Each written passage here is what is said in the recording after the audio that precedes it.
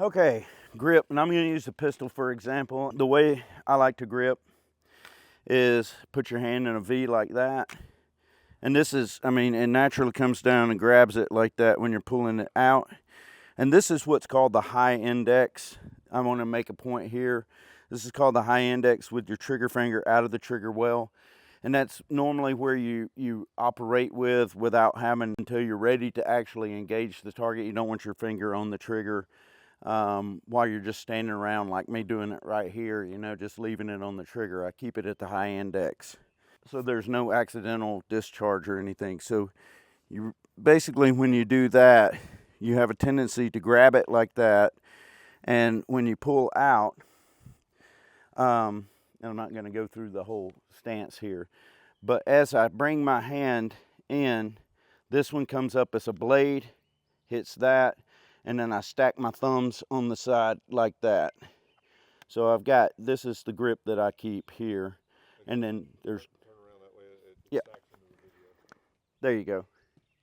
And see, my finger, my trigger finger, there's no pressure on my trigger finger at all. So my trigger finger's loose, it's relaxed, it can go in and out up to the high index or ready on the trigger. But that's how you got that blade. And see, I've got it holding right there, just like that. My hand holds it like that. The blade comes up, and they stack on the side of the pistol like that. And when it comes, basically that's the grip that I'm teaching right there. So that's, and this would be your ready position, or position 2. 0, 1, 2, 3, full extension. Any questions with that? You guys want to add to that? Tell your own. Yeah. If you want to step over here, that way I'm not. Flashing me. Yeah. Clear. Clear. Okay. So mine's very similar to his, but as I make the purchase of mine, so my thumb's high, and that fat meaty part of your thumb, mine actually parks a little bit higher here.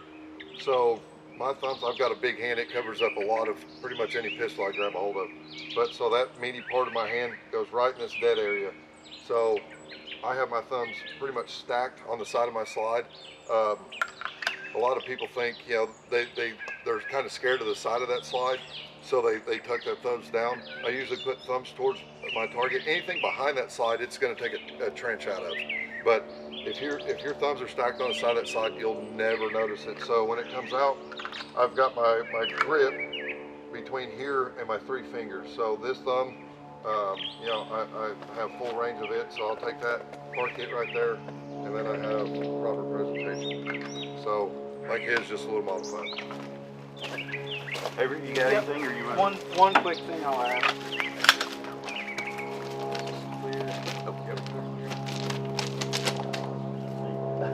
Hold on.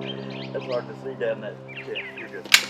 So, one big thing, everything Ken just said and what he just said is the same thing I do. The biggest thing is when you get this master grip, you go into your holster and get this master grip. This is important for a reason. So this,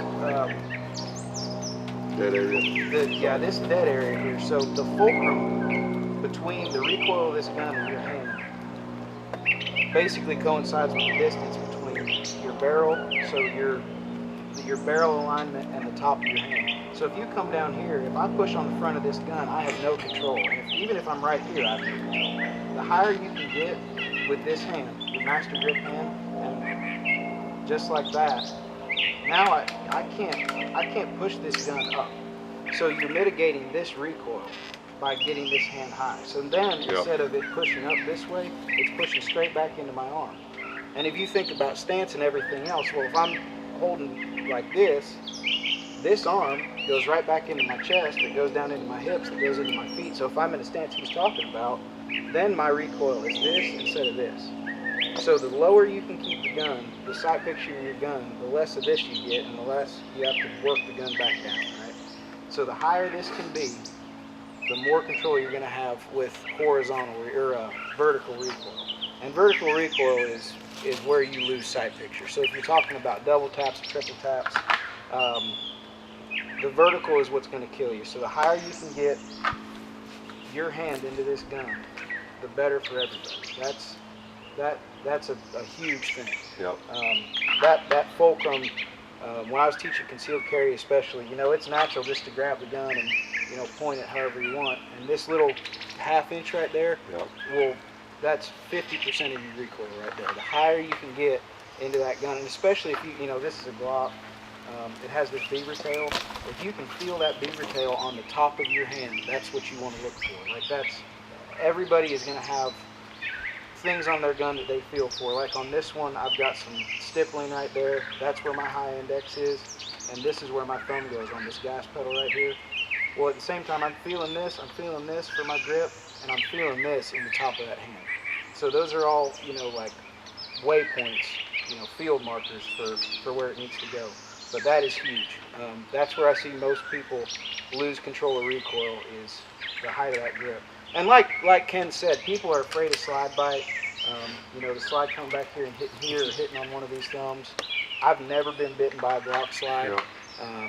You have to have some really fat, meaty hands hanging over. Well, that and putting your thumb over the back of Yeah, it, we just having a bad grip in general. Yeah. And something to another point to touch on is actually the purchase of your firearm. So when you go into your pistol, that's when you establish a proper grip. It's not here and then fix it and then move out. So I try to align my elbow with my pistol. So when I come up, it's not here, it's not wide. So it comes back and then straight in. So that's exactly the point to where I know I have a solid purchase on my firearm. So here, and then I know as soon as I pull that thing out of the holster, if I have a proper grip or not. If I pull that out and my hand's canted that way, I know immediately where it's at. Because a lot of instructors, it's just a missed point. It's not a big thing against them, but like training law enforcement, where a lot of guys come in and their departments dictate their gear, whether it's, you know, 1, 2, or 3 level holsters, how to achieve a proper grip from that holster. So like the way I come in, it should be about the same across the board, but there's mechanics that you have to manipulate with level 2 and level 3 holsters.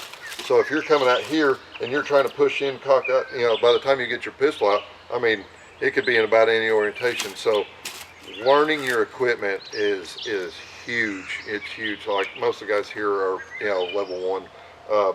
But so when I come back, that shoulder comes back pretty much directly in line with that pistol, and then I'm able to make my purchase. So when I pull it out, I know immediately that I have a solid purchase on that firearm. One thing that I do, especially when I have a new gun, and this is a relatively new gun to me. I've had a lot of Glocks. This is a new one.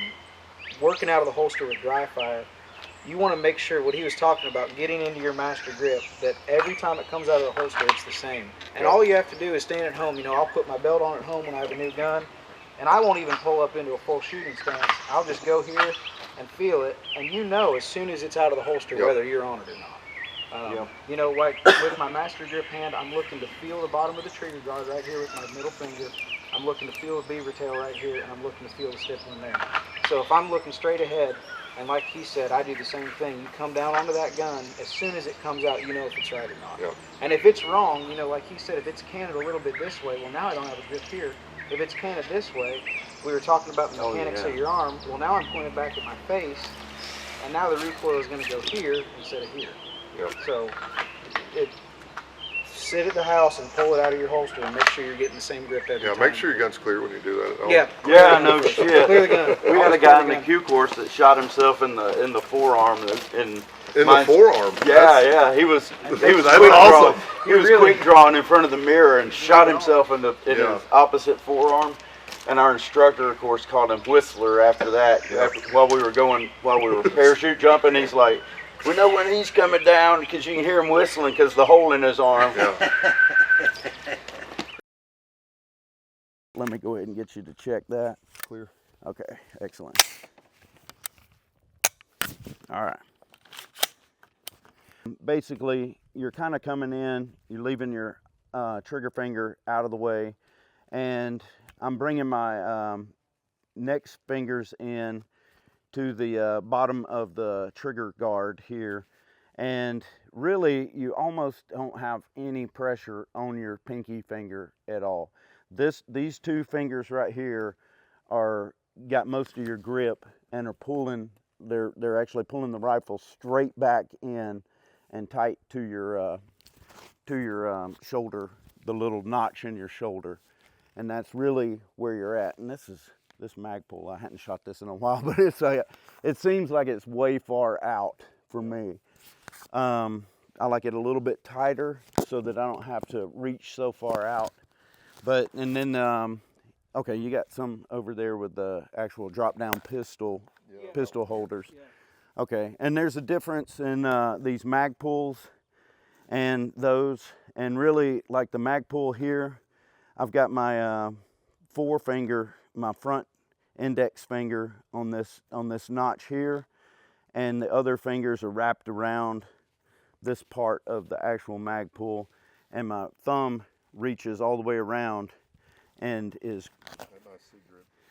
I like the way these feel, you know, but this is what we used when I was in the Army. Yep. I got this after I got out of the Army, and I was like, I like this better, but because you got a pivot point, you got a little bit of a pivot point when you've got a handle on it. It's harder to mitigate this kind of recoil, vertical recoil, if you're holding this way. It's harder to balance something on that than it is in here. I mean, right, you just lay it out in your hand basically, and you're letting this hand is kind of, I mean, you got a little bit of pressure. I like to have this back a little bit further so that you can use your body as a rest for the back, by the back of your arm, rather than having to support the weight of your rifle. Like now I've got it out, it's like holding the weight out here, as opposed to in here. You can cheat a little bit and use the muscle, your tricep muscles, to kind of hold that in. Now one thing, and I don't think this has got anything to do with grip, but when you're seating this into the pouch in your shoulder, your buttstock, one thing that I noticed, it's a lot easier to have a solid platform if you're shooting in body armor, because your plate actually works. It's like propping your rifle up against a tree. And I cheat a little bit when I'm shooting with body armor. Instead of putting it in the notch in my shoulder, I actually plant it straight into my body armor, and then the rifle sits right here where I'm looking directly through the sights and over it, and all your recoil is right into that plate, and you can't even feel it, and the rifle doesn't move at all. So it really, that makes a difference. But then you got body armor to deal with, so it's a lot funner to shoot without body armor. Especially all day, it sucks in the heat. So what he was talking about is, you know, his C-clamp. So my C-clamp's here. I do have the broomstick, I modified mine, I hiked mine off. So as far as running a gun like this, like Avery was saying, recoil mitigation, it's harder to run it that way because you're fighting up and down. But you know, you got that shoulder pocket, so I've got my C-grip. So pretty much anything that I have a vertical grip on, I'm just using it as a hand stop. So if I'm running, I can actually run that directly right here, and I'm running it directly into my shoulder. So my trigger hand, I can run it and manipulate it the way I want to. So if you're talking about short guns or long guns, obviously you're combat proven, that's what you like to do. So if I have a longer gun, I'm gonna steal this one. And teaching this, the way I like to teach it is, I have all of this real estate here because it is a longer gun. So if I'm able to support this, you know, that's what I want to do. Me personally, I don't like this because if you're in close quarters, you know, combating, you know, if I come past a wall this way, there's a lot of leverage out here for somebody else. If I'm not clearing a room properly and I stick this out, somebody can take this and pretty much, you know, do as they want to it because of the fulcrum point. Just the same thing as holding that high grip on a pistol. So if I'm here, you know, if you try to grab that, I have a lot more control over it right here than if I do here, because then we create this as my pivot point to where if I'm here, I can still operate that where I need to, so I can still drive out into the gun. That's a point just to take into factor. I have that real estate. I want to utilize it. I run a lot of short guns. Obviously, if you run a suppressor, you don't want to grab your suppressor because that's warm. But here, I can operate this. I can pull this directly in my shoulder as far as recoil mitigation. This whole gun is designed from tip to butt linear. Your barrel, your bolt, and your recoil system. So if I can manage that directly into my shoulder, that's coming directly here. If I'm down here, then it starts to change. But I'm managing this entire rifle system between this hand and this shoulder. Nope. Yeah, and one thing also that when you did that reminded me, like what I was saying with the angle of this foregrip elbow being right here. I've seen people cock it out like that, and the really good shooters do that, and I just don't. For me, it doesn't work very well, but for them, they swear by it because they can move it left and right really fast from target to target. They can index targets faster, and the really good shooters, I don't have any problem with that. That works for them, but for me, that sort of thing doesn't really work as well.